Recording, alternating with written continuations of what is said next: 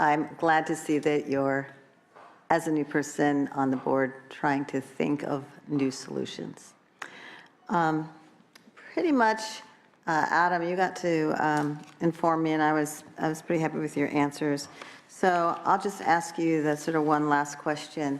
And it's not fair, it's an ambush, I'll tell you ahead of time, because I didn't give you a hint. But I'm curious if you or any of the members know what the percentages are for in-state versus out-of-state versus international students in your system. I would be taking a stab at that, but I believe, starting with the last segment first, I believe out of country, I think you said, and out of state, I believe the numbers are roughly 30%, but I would just be guessing. I apologize, I don't have that off the top of my head. I apologize for not having thought of it sooner, but. I'd like to turn and look at our staff person. I would fair. say, I would have guessed less than 2% or so. So Yeah, it's under 5%. Maybe yeah. it's 3 instead of For 30. international and out of state. Okay. yes, we really, because of our need of meeting the transfer students and in-state students, we are very different than the UCs as far as that. We really, like I said, I would have guessed 2%, but it is under 5%. It is, we meet the needs of all local students. There's so many needs that we meet before we even get there that it's usually not an issue at all. So I guess where I'm kind of going with this is if you see that we are concerned by our debates and our headlines, and you're doing a better job than someone else, you might want to publicize that because Yes. it looks like all the systems are struggling with a similar problem. Thank you.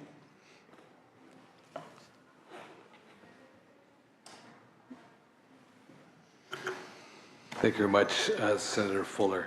I have a few questions, and it'd be for all the appointees before us today. Just a few years ago, the Cal State University system started the early START program. And these for kids, obviously, who don't meet, your entrance placement exam criteria to go straight in and take classes that they can be credited for right away. So obviously, with the ELM, the early English level, I forget the acronym ELM, but the English level, I have it here, mathematics. Right. I should, the early level of mathematics and the EMT, EPT, the English placement test. If you don't meet the criteria, you have to take the courses during the course of summer before you start in the fall semester. And looking at the numbers here, and I'll go through the numbers here, and I think Senator Mitchell alluded to some of these statistics already. In 2010 for the whole system, African Americans were proficient in both English and math. The number of students or percentage of students were 20.1%. Mexican American, 27.1%. Other Latino, other than Mexican American, 30.4%. So obviously, those are very dismal numbers. That's 2010. We fast forward to 2013. We have seen relatively improvement. Obviously, we're not where we need to be. We're not where we want to be at.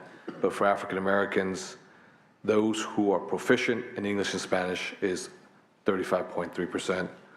And that means 65% of African American students entering the Cal State system are not proficient in English or Spanish, although they do meet the criteria.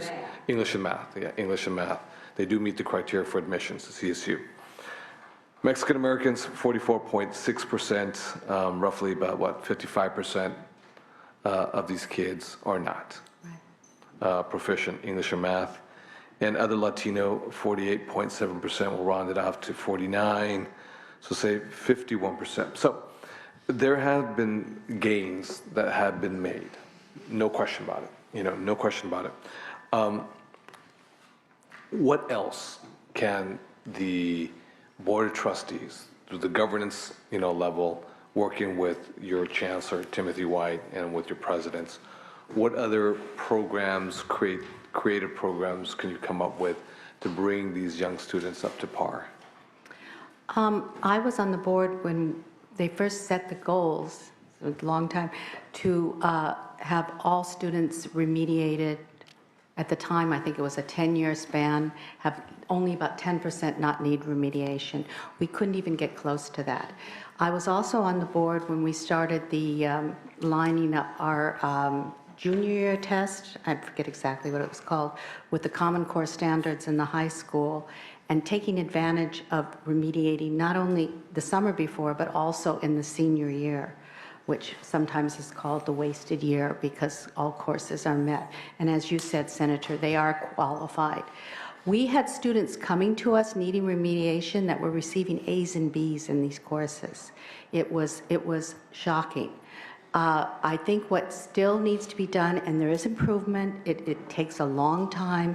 We have many other programs that go in. This is also would be part of the finance reform too, because these students wind up often in bottleneck courses because they need to be remediated. It slows the time to graduation. I mean, it has to be a priority. And this is coming from the K through 12 schools. We do train all the teachers, though, so it is kind of a vicious circle. Most of the teachers, not all the teachers, a large percentage of the teachers. I think what we're continuing to do, we receive reports. We constantly work on this all the time. I think part of it, there's what's going on now, which really impresses me, and the faculty seem to be going along with this, is to redo the curriculum in courses with high failure rates. Then this will call that students need to repeat. There's a reason if a certain amount of students are failing these courses, especially sometimes the remediation, they're not even being remediated, so to say, or the qualifications. So to kind of look at the curriculum and see why aren't these students being able to pass these classes and everything, this helps too. We work on it all the time, again, counseling support, even at the high school level, what we need to do to make sure the students are ready, able to graduate in a timely manner. Specifically, we'll just keep doing all that we've been doing, and then some, ramping up the efforts. But it is not acceptable, and it is extremely difficult. I don't know if anyone wants to add to that. Mr. Day, Mr. Kimball? I would obviously agree and defer to tremendous deal to Deborah, but with her experience. But there was a recent headline in a San Diego periodical, maybe a month or so ago, which highlighted the province, San Diego Unified specifically. And so when I was first joined this board, it struck me as odd that you have so many students who are CSU eligible, and yet they're not passing these. So I think, as I said earlier, it's another example where we need to drill down a little bit lower and really, I don't know, I can't speak to the extent of the partnerships with high schools throughout the state, but I think it's critical that we make sure that these students are more prepared and ready to pass the exams. So when you're referring to digging down a little lower, K through 12 as well as community colleges, so K through 14. Yeah, I'm not sure that there would be such a problem with the transfer student from community college, but clearly at the high school level, there's clearly an issue. Is there one highlight I think that is impressive is Long Beach, city of Long Beach. I know that Senator Ricardo Lara represents this area. The economies of scale are perhaps a little more manageable, given that you have one single, unified school district, as well as one community college, as well as one Cal State. So obviously you have, Long Beach Unified School District, as well as Long Beach City College, as well as Cal State Long Beach. So it's sort of this vertical integration, and you have all the stakeholders, Chamber of Commerce, you have folks from labor, so you have folks from right of center, as well as folks from left of center, all with the same goal. We want to get these young men and women into the workforce, educated or highly skilled, at least at minimum through a community college, a career technical education. They seem to have something that is successful. Now, San Diego State may be a different dynamic. San Marcos, in Los Angeles, we have Cal State Dominguez Hills, as well as Northridge, as well as Los Angeles. So we have three, and we have the second largest school district, elementary school, I should say public school district in the nation. So it may be a little unruly, if you will. And how do you figure out vertical integration? And I don't know if it's high schools in San Fernando Valley, for example, that works very closely with the community colleges that are within the Los Angeles Community College District that are geographically located in the same area of Cal State Northridge. The community colleges, Southwest, Harbor, West LA, working with high schools in South LA and elsewhere with Dominguez Hills and East LA with, for example, Roosevelt High School, Garfield High School, Lincoln High School, Wilson High School. These cluster of high schools are geographically within proximity of Cal State Los Angeles. Then you have ELAC, East LA College or LA City College, and they work in these sort of quasi-pseudo vertical integrated clusters, if you will, to sort of have this pipeline, because I do agree that obviously when kids who are smart enough, who have the moxie to go on to a four-year college education career, obviously sometimes they just don't have the skill set.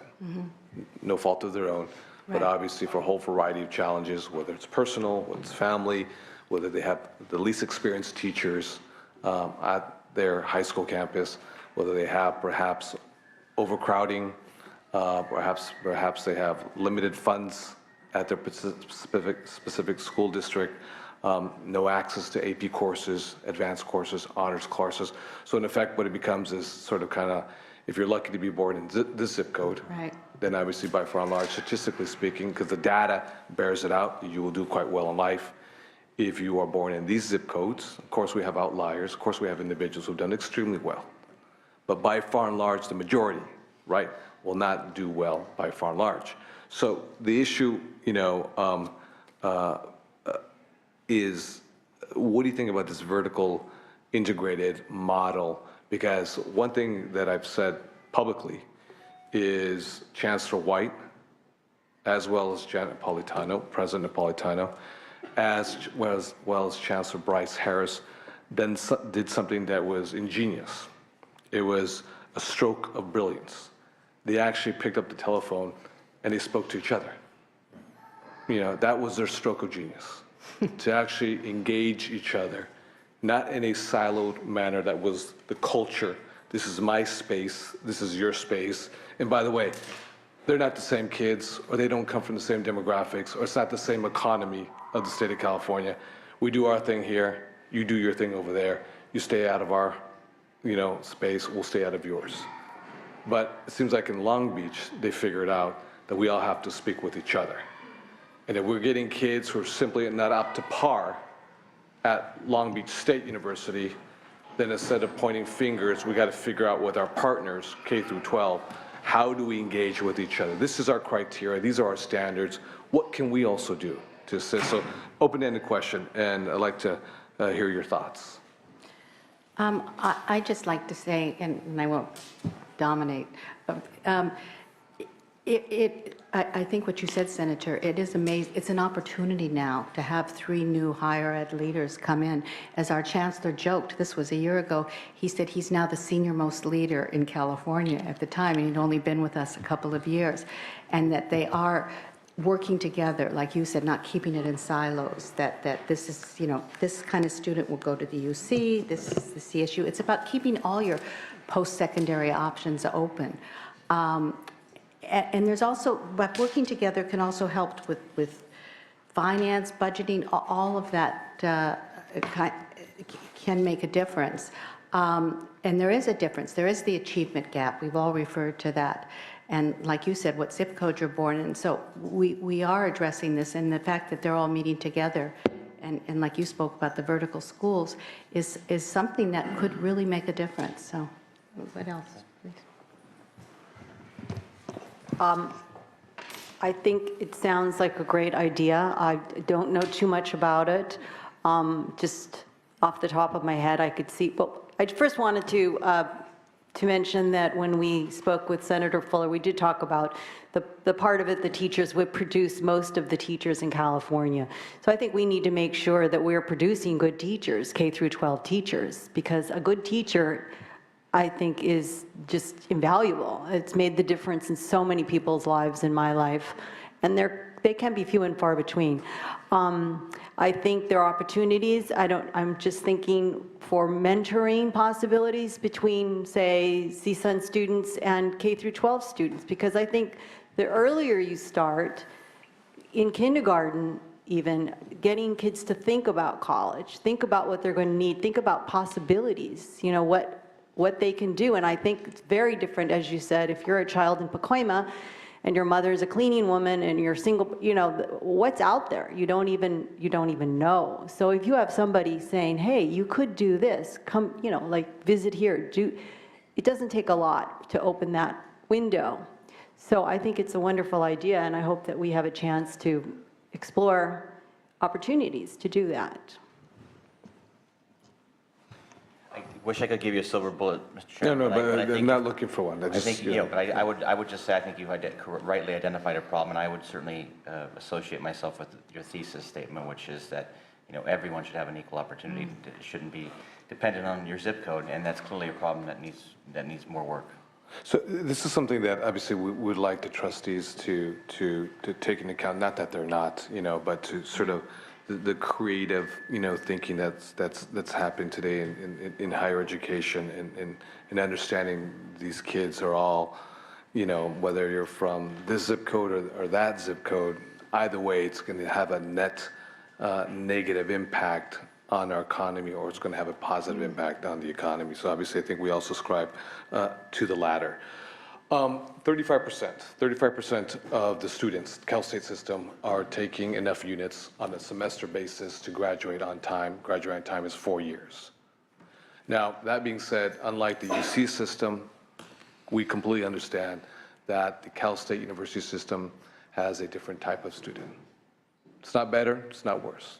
It's a different type of student. It's a reflection of the diversity of California and who we are. We have a lot of non-traditional students, single mothers. We have students who have kids. So we have students who have to take longer to graduate eventually because tuition, tax hikes, and just the expense of books and so forth, just life as we know it today. So 35% obviously are taking 15 units. And if you take 15 units per semester, you will graduate in 4 years. If we can get you to graduate in 4 years, you enter the workforce and you generate revenue for California. Now, that being said, I think the issue with regards to bottleneck courses and the issue with regards to, I think, a 30% increase with regards to applicants to the Cal State system, you're going to have an access issue. So you already have an accessibility issue, and if in fact you get access to the system, you're going to have an affordability issue. Because once you're in the system, it is taking you that much more longer, hence the graduation average rate is around 6.4 years. So you have an access issue that will be compounded because of the demand of young students and non-traditional students to get into the system itself. Once you're in the system, you have an affordability issue. And that's why it's taking folks a longer time to graduate, whether they're incurring much more debt or they're working 2 or 3 jobs, or if they have a child or 2. It's taking them that much more longer. So talk to us about what can we do to incentivize, and not abstract stuff, let's get real and concrete, okay? What can we incentivize, you know, how can we incentivize these students to take as many units as possible, say 15? Because if they take 15, obviously we can get them out the back door as quickly as possible. They enter the workforce and they contribute to the economy. On the front end, obviously a slot opens up. Right. So we get another student to come right into the system. And because what happens is obviously because life is before you, when you take much more longer, you're holding up that slot. And as soon as you get out, obviously you have debt, you're pulling more money out of your pocket, you're starting off in a hole. Your FICO score may suffer in the whole bit, and it just compounds the situation, and you're being held back from entering the workforce. So how can we incentivize students to take more units and to graduate on time? I think Adam should answer this. We were speaking about this earlier today, actually, this very issue. Adam? What did I say? No. I'm trying to remember. Senator, I appreciate the comments, and we've had a number of conversations at the board, and including our last meeting. This has been a topic, I think, one of the, if not the most discussed topic. You know, you mentioned the graduation rates, and just as an aside, I mean, I was fortunate enough to get through in 4 years and worked and paid for my own way. One of my 8 siblings took 10 years. Everyone's in a different situation, so I personally believe that to hold out the 4-year as a target, I think is not achievable, and it's not realistic personally. I don't know if it's 4.5 or 5, but in today's economy, in today's environment, it's just not realistic. You do have single parents, you do have working kids, you have kids who aren't living with their family. I mean, you have a number of issues that you have to consider. Let me ask you this question. And I respect your perspective. It's not achievable because of, and you're giving me the reasons why. So what I'm asking is, how can it be achievable? No, I agree. As opposed to the glass is half empty. I'm saying the glass is potentially half full. If in fact that is a benchmark that we want to hit, what will it take to get there? Now, what it takes to get there may be unrealistic. Well, I agree with you, and I didn't mean to imply that we shouldn't, because we need to, and there's a couple of specific strategies that we've been talking about. One is something that I've hit on when I've seen is this concept of super seniors.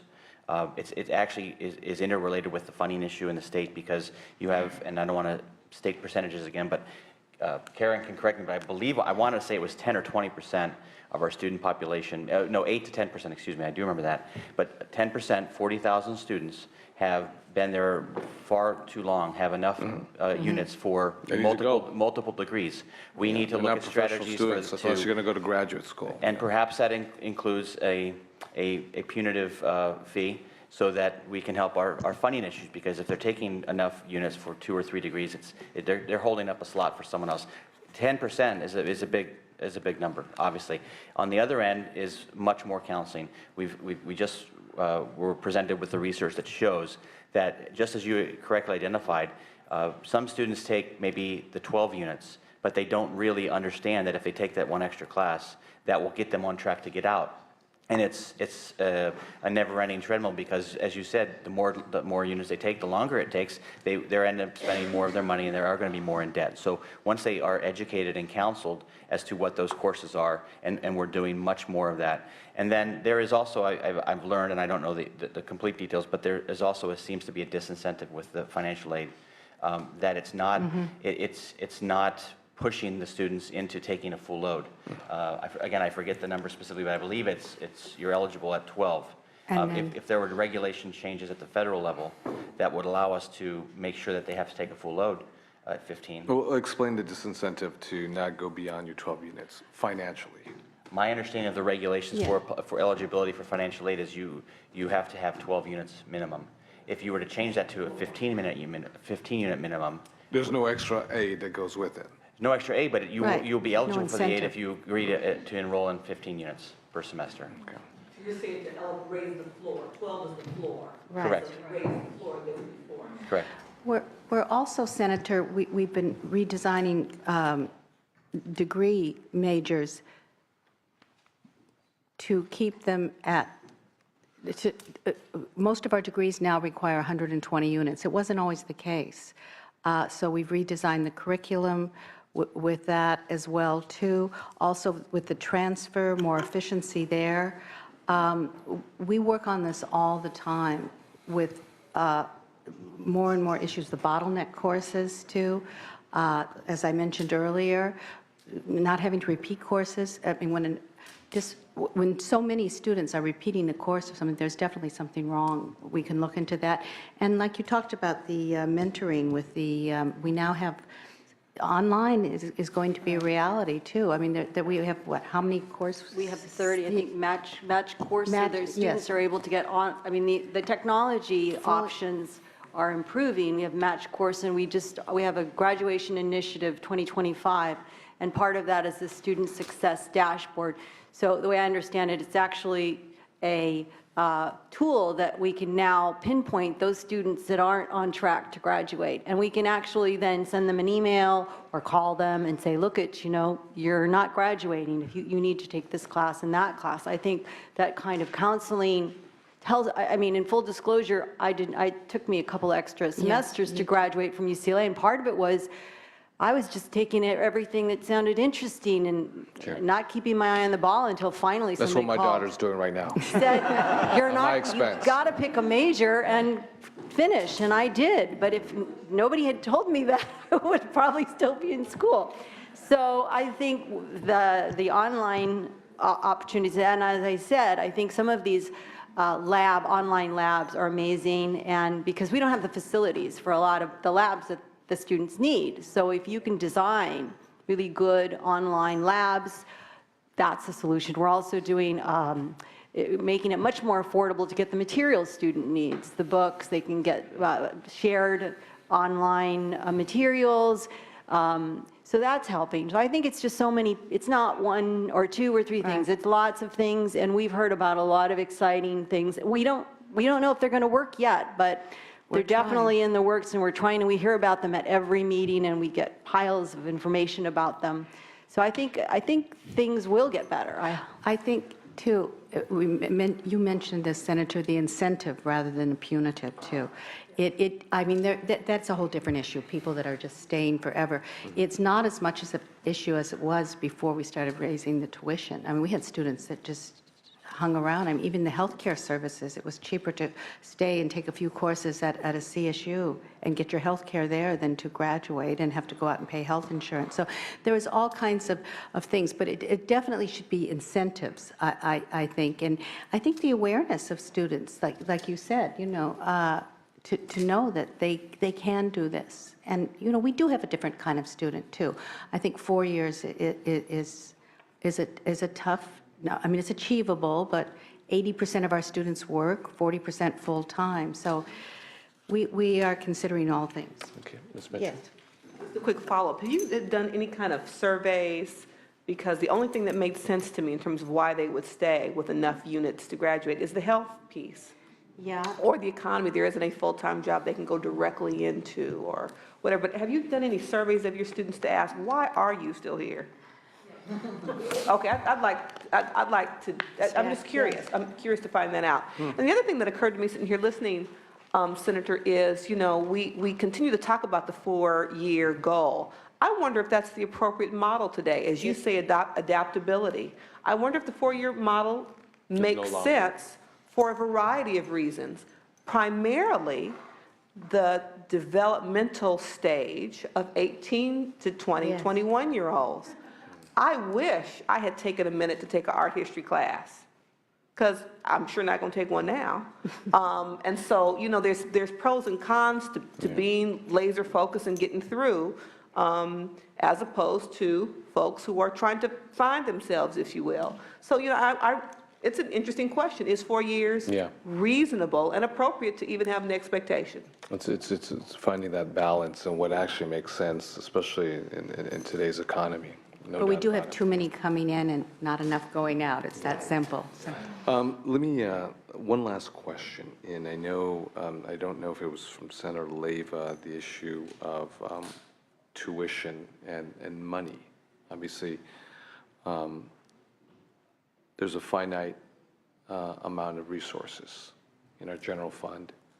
Understanding Prop 98, the way that works, K through 14 with community colleges, it's a very, very good year for our K through 12 school system, as well as community colleges.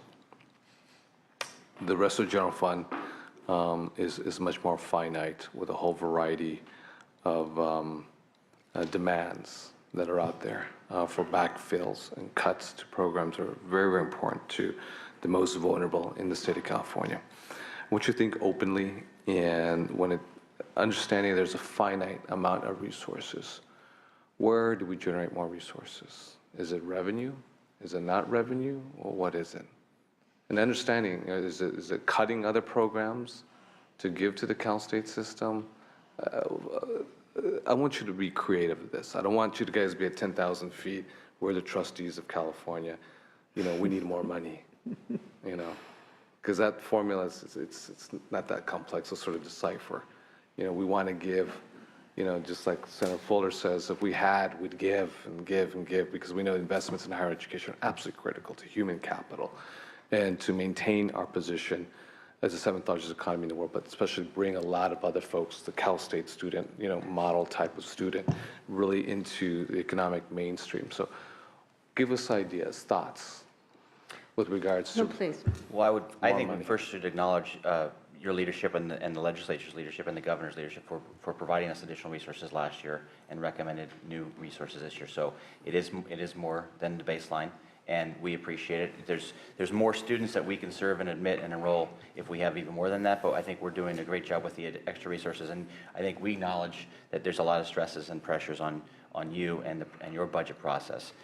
Tuition is obviously a key part of it. There's always going to be that tension between raising tuition or asking for more general fund dollars, and I think we've got to continue to refine and focus how we get the right blend there. Having said that, I think I reported to one of the members, and the information we can get to you, it's still one of the most, if not the most affordable degrees in the nation, by far.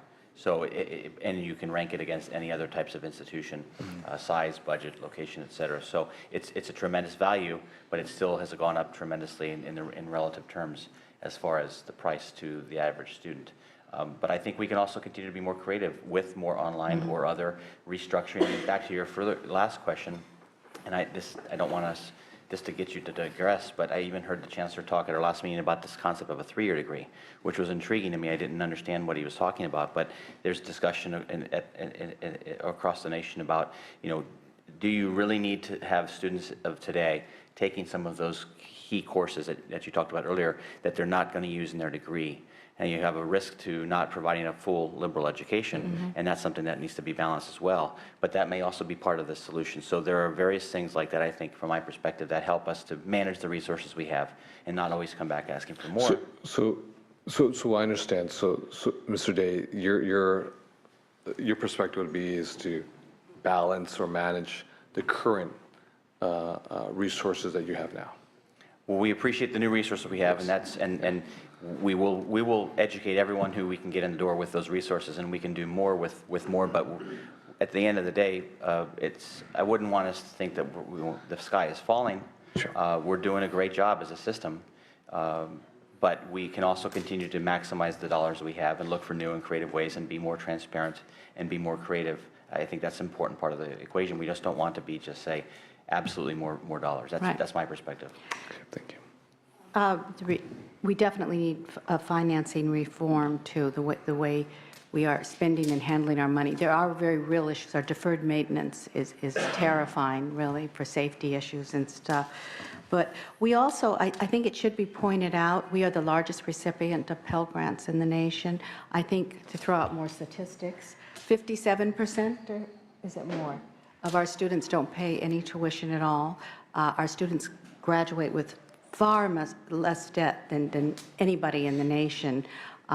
It's a very reasonable amount. And of course, then again, we can get into the issue of sticking everything to the middle class too. But that is that kind of student. But it has to be in the reform of how we're financing, exactly how we're spending it, and like we mentioned, online courses and stuff. It's not realistic to think that all this money is going to fall from the sky, or even throwing money at a problem will necessarily be the solution. So. I think that we're doing a lot. We can do a lot more, but at the end of the day, I think we're going to continue to have more students, and there simply isn't going to be enough money. So I think we have, and I don't know what power we have as a board, but I think we have to look at perhaps changing our taxation system, going bigger. I mean, we used to be a manufacturing economy in this country, and now it's a service economy. We don't tax services. I think that's not something we're in charge of, but since I have you here, I think without looking at drastic changes structurally, we can put putty in holes in the boat, but we keep getting more students. At some point, I don't think we're going to be delivering what the master plan promised. And that, you asked for, it's a suggestion. No. Senator, one last comment if I could add, just because sorry. One last question, just since that we are all about students, and we've talked a lot about students today, but I would think we'd be remiss if we didn't mention our faculty and staff.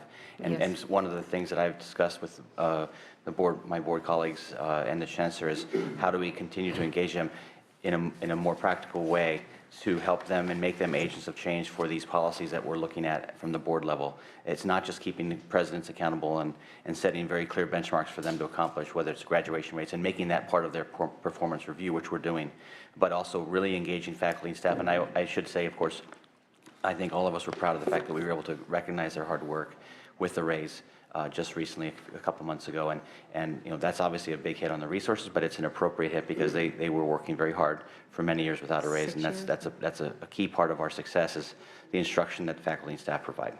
Okay, thank you very much. I want to thank Mr. Canella. We have a quick comment. I just want to add that if I do support the nominees today, I in no way support the taxing of services. Do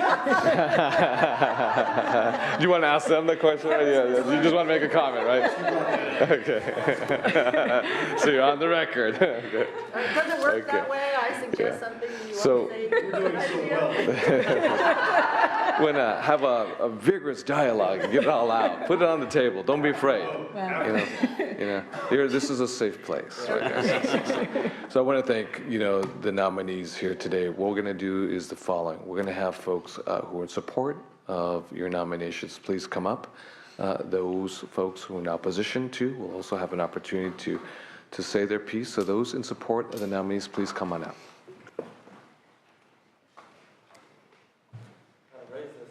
A bit.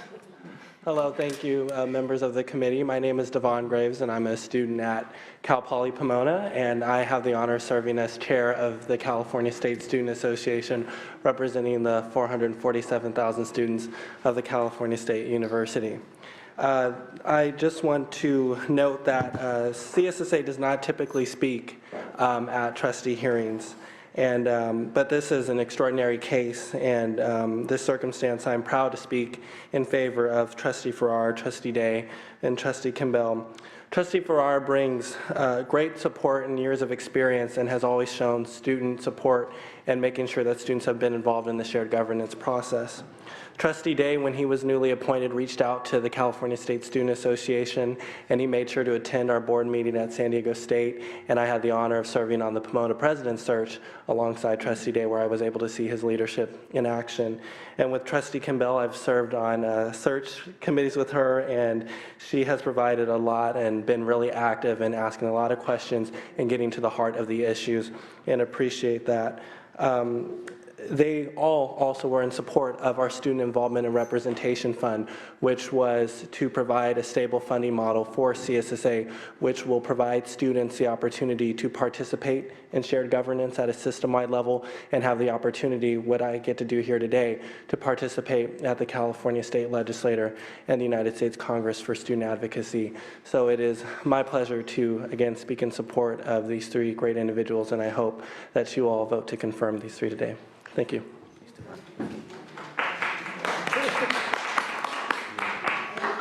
That's an example of our students. The quality of our students. Any further testimony in support?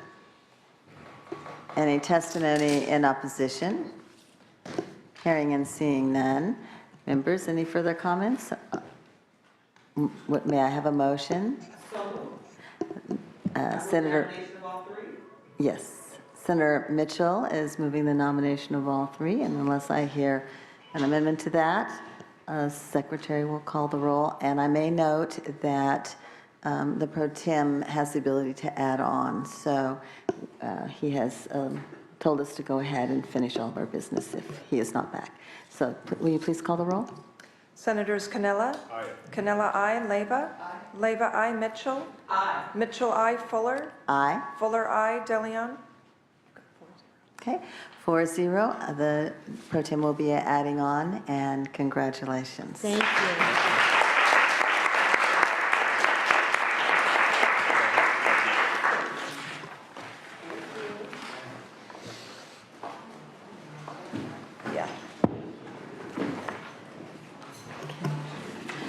Moving on to Aaron Donnelly.